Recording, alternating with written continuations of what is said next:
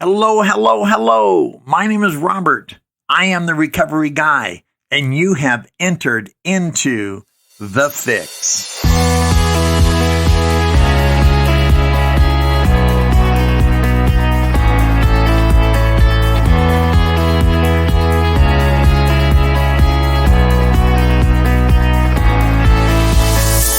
Hello, hello, hello. Hey, thank you so much for rejoining Recovery Guy Podcast. Of course, my name is Robert, and I am excited to be with you today. You know, it's kind of funny when I go back and listen to myself for critiquing purposes and just want to be as effective as possible. And as a public and motivational speaker, there's so many dynamics involved. One of the most important dynamics is speaking at a cadence that is not robotic, has some movement to it, not too slow, not too fast. One of the things that drives Laura crazy is how long it takes me sometimes to get to a point. Oftentimes I'm formulating what I am going to say as I'm saying it, and it drives her crazy. So she's gotten really good at getting in my head and finishing sentences for me. Other times, such as today or when I'm up on the platform speaking or in a meeting, what have you, I find myself speaking very quickly. And I think when the physical and the emotional energy take hold and I'm not thinking as much because the topic or what I'm addressing is something very new, real, or automatic for me, I have a tendency to speed through things. And I told you that to set you up for this story. A number of years ago, I was speaking to a group, and there was an ASL, an interpreter, a sign interpreter there with me, and it was my first experience with someone signing as I spoke. And so I didn't know much about it. I just got up there and I did what I normally do, and that's chat about what's on my heart and certain things that are relevant toward the topic I'm speaking on. And so I got to the end of it, and this person was so gracious and so kind, but she came up to me and she said, you know, the next time you do this and you have a sign interpreter, you need to slow down a little bit. And I never really thought about, I know people type at certain words a minute, 40 or 50 or 60. I guess that's pretty good. I don't know. I'm about 9 words a minute, you know, in my typing, probably more like 15. Anyway, I'm not very good. That's the point of that. So as I'm chatting with her, I said, well, how fast was I talking? She said, well, normally we like our speakers to be at about 110 to 130 words per minute. That's comfortable for a signer. You're at about 250 words a minute, so I hope everyone understood who needed that interpretation that I was speed signing. And so anyway, that I don't know what that has to do with anything, but it does have to do with happiness. And because those stories make me smile, because I catch myself being the source of humor. And until you can really learn how to laugh and to be free, as the big book would say, happy, joyous, and free. My sponsor, Will, says he's a happy, grateful, recovered alcoholic. And happiness is so important. But happiness, and the title, here's the title, happiness doesn't just happen, right? Happiness is not by osmosis. Happiness, every now and then, it might just occur in a vacuum. But for the most part, life is what you make it. And it seems to me, as I've seen both sides of the table now, right, where I was in despair and at a loss, and as Bill would say, Bill Wilson, co-founder of AA, would say, incomprehensible demoralization. Now I am this person who seeks to extract as much happiness out of each day, thank you, as I possibly can. And so that's what I want to chat about today. I know this was true for me in my life and in my active addiction, in terms of life is what you make it, and it's still true today.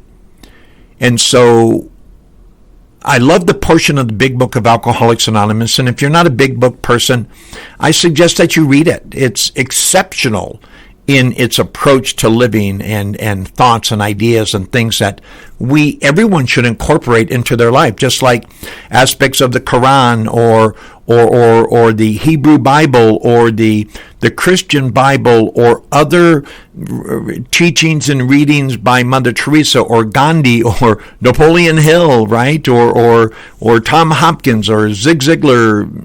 There's so many people out there, spiritual and secular, that really can add something to us. But it says in the Big Book of Alcoholics Anonymous, it says that if newcomers could see no joy in our existence, they wouldn't want it, right? So we're not supposed to be stupid, boring, and glum. We have been set free from bondage. And for those of you who understand, like I do, what it's like to be trapped in an addiction or a behavior, and now we are set free from that, right? One of the things I like about Celebrate Recovery is the name, Celebrate Recovery. Don't you just love the word of celebration? That's when you have happiness, celebration is the active part of that. We celebrate as a joy of our happiness, right? Happiness is a noun, and celebration is a verb, and they go well together. Happy people celebrate, and again, happiness doesn't just happen. From time to time, life has a curveball waiting to throw my way. Would you agree with that? Sometimes life just does. Thank goodness that is the exception and not the rule. Now, it does mean for the most part, I am the reason for my happiness. My decided upon actions most always determine my happiness. Did you like how I framed that? My decided upon action. When I was drinking and using and carrying on with the other addictive behaviors that would sort of hijack normal neurotransmitters and get me to engage in negative behavior, thinking it was satisfying me and releasing that serotonin that told me everything was okay, they were decided upon actions, right? I'm no longer impulsive based on a behavior or a substance anymore. My actions are decided upon, right? And as a result of those decided upon actions, which are positive actions, they most always determine my happiness, to how long I am happy and to the depth of my happiness. And I think this is universally true. If you can show me an example of what I just said that it's not true, would you message me so I can sort of rethink or add a wrinkle to my process? What I'm going to do today, I found this really fantastic article by Vanessa King. She wrote it back in March 20th of 2015, so it's a little bit more than 5 years old. But things that are true are just true, right? They stand the test of time, kind of like a cliche. Right, a cliche begins to be a cliche because it works, right? If it doesn't work, people would have thought about it or stopped thinking about it a long time ago and would cease to repeat it. So, Miss King wrote this article called 10 Simple Steps to a Happier You.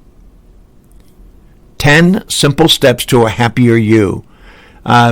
So, as always, I'm going to take the things that I read from someone else, in this case from Miss King, and I'm going to put my twist to them. Right now, for a more full and complete read of this article, I've attached the link to Miss King at the bottom of the description of this podcast. So by all means, go grab that, go check it out. It's really cool stuff. It's not that I disliked. I agreed with everything that she had written in her description of these points.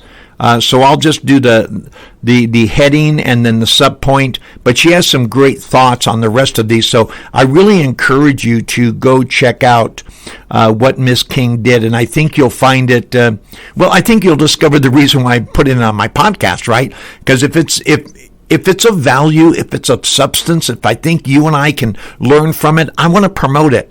There's some things that I read along the way, and I like bits and pieces, and I might pull some things from it, but I'll just sort of set it aside as my own personal learning.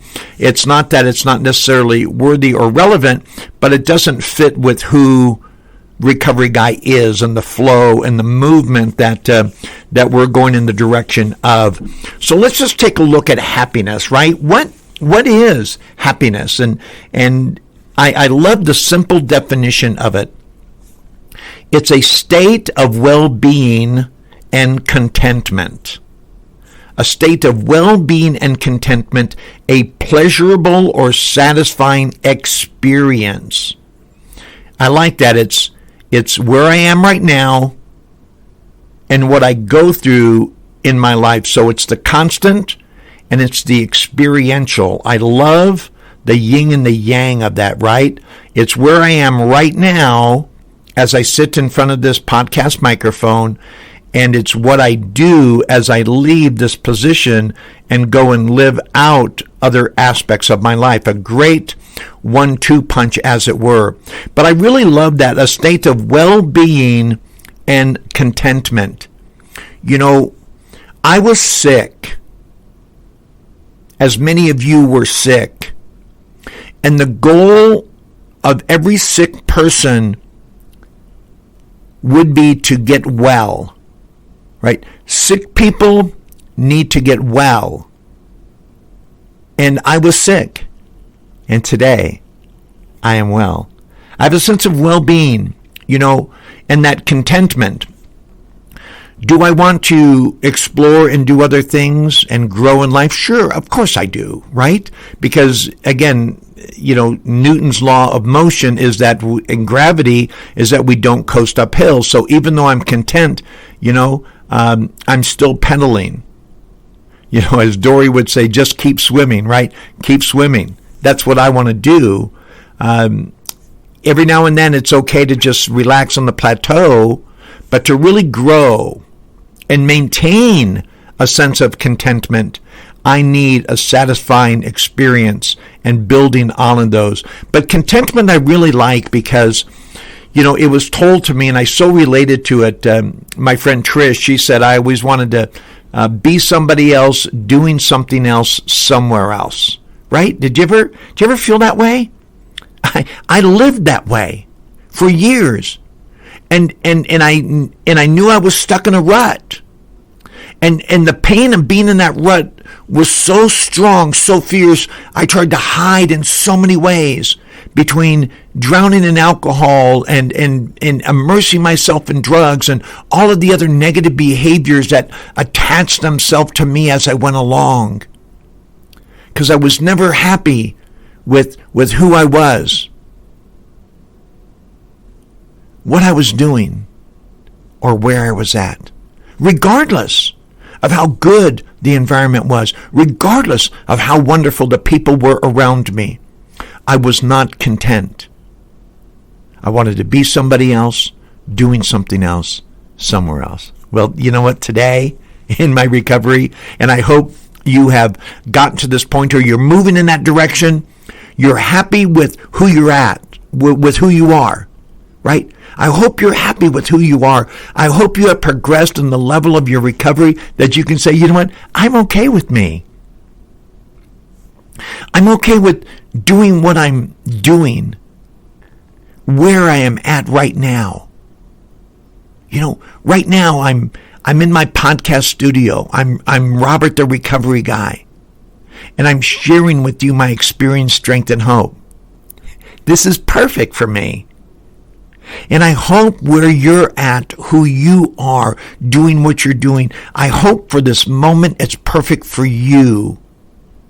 Do we want to grow and move forward in life? Of course we do. You know, life is what we make it. And I want to make my life as happy as I possibly can, because I know happiness doesn't just happen. So let's jump into the points that Vanessa shared, and then I'll give my twist on it, and then we'll just sort of move forward and call it a podcast, okay? So here's the first thing that Miss King discusses: giving. Isn't that wonderful? I love that it's her first point. And again, giving is so important because I love the adage that says, if we're not willing to give it away, we don't get to keep it, right? Someone gave us hope. Let's share hope.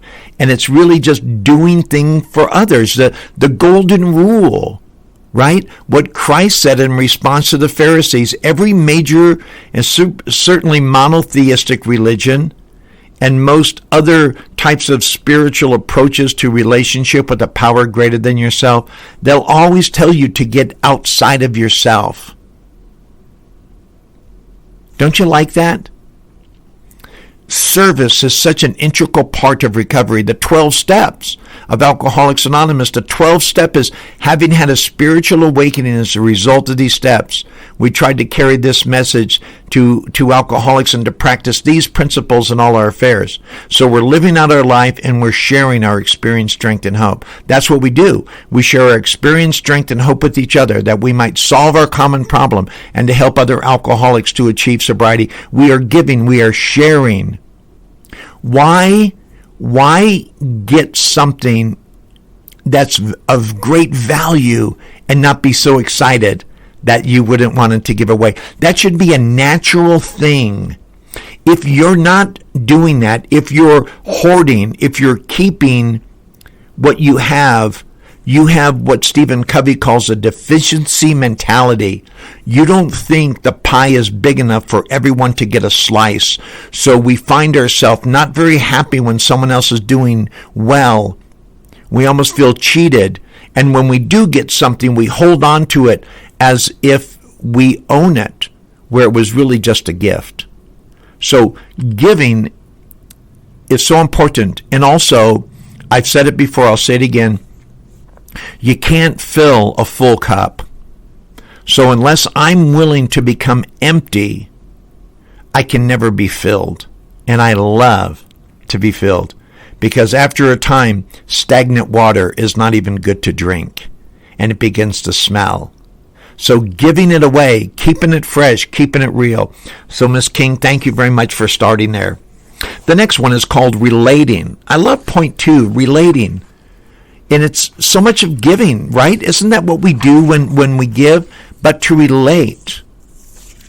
I love the need to not only do things for others as in giving, but really to connect with people. One of the things about the bondage of addiction and negative behavior is isolation. We feel alone in a crowd. I remember being at a Jethro Tull concert with about 100,000 people in the LA Coliseum back in the early 70s. And I remember for a moment, it was really unusual because I was really high, and yet I knew that something was wrong, because here I was with tens of thousands of people, and I remembered feeling alone. There was no connection. And I came with people to the concert, and I met people at the concert, but there was no connection. There was nothing that joined you and me that was internal. So I'm not talking about connecting on an external way where you in the job or something. I'm talking about an interpersonal, a meaningful connection. where I'm receiving what they're giving and sharing what I have. The next thing is exercising, or take care of yourself. As a former obese person of almost 400 pounds, I understand that, right? And at 66 years old, taking care of my body is really important. I need to take a little bit off the tire, right? It's a little bit too round, and I weigh 9 pounds more than I'm comfortable with weighing. I get out and I take care of myself. I have good cardiovascular. My blood pressure is good. My heart rate is good. I no longer suffer from complex sleep apnea. I get out. I do projects. I go to the gym. I do things. I take care of, because the physical is one of the 4 areas, right? We have the mental, the emotional, the mental, right? The mental, the emotional, the spiritual, and the physical, and we cover all of those 4 things. So certainly taking care of your body, you can have a positive mentality and be very positive, but if you can't get off the couch, what good does that do you? If you can't go out and live, then what are we doing? So taking care of ourselves is important. And I know some of us have more of a challenge than others. Maybe you have a debilitating condition that limits you, but it doesn't excuse us. It just means we need to be more creative as we find ways to take care of our body. Appreciating. I love this. Notice the world around you. I tell you, opening up our eyes and seeing the beauty of things because things are beautiful is so important. Wake up and smell the coffee. Notice the world around you, and the world can be a very beautiful place. I know right now there's a lot of chaos and a lot of madness going on. Let's see through that and see that the world is a beautiful place. And it is made more beautiful by how we approach the world and how the world sees us as we would see the world. I love the next one. Very, very clever, Miss King. It's called trying out, right? Keep learning new things. I love this. I continue to read different articles, different materials. I listen to different people. I follow different podcasts, whether I agree with them totally or not, because I figured even if I don't agree, I need to listen even more, because there's probably a nugget or two or various approach. The other day on one of my posts, I put on there, if we're friends, it's not because we agree. It's because when we disagree, we do so respectfully. A lot of my friends come at their way of living from a different perspective, but I appreciate them and I enjoy them because they respect me and I respect them, and I can always glean something from what they're saying, even if I may not agree with it in totality. There's a piece of it that I can sort of rework for me, right? And most of the things that we disagree about, it's how to get there. But we all want to get to the same place. And so I'm always learning new things, because learning new things keeps old ideas fresh and new approaches to otherwise tried and true things that work for me. Direction. Have goals to look forward to. Goals are so important. I know we get so caught up sometimes in this one day at a time, and I dig the one day at a time, right? That's all we have. If you understand the Kalidasa and the Sanskrit poem, look to this day, it helps underscore the value and the power of the day. But we have to have a goal.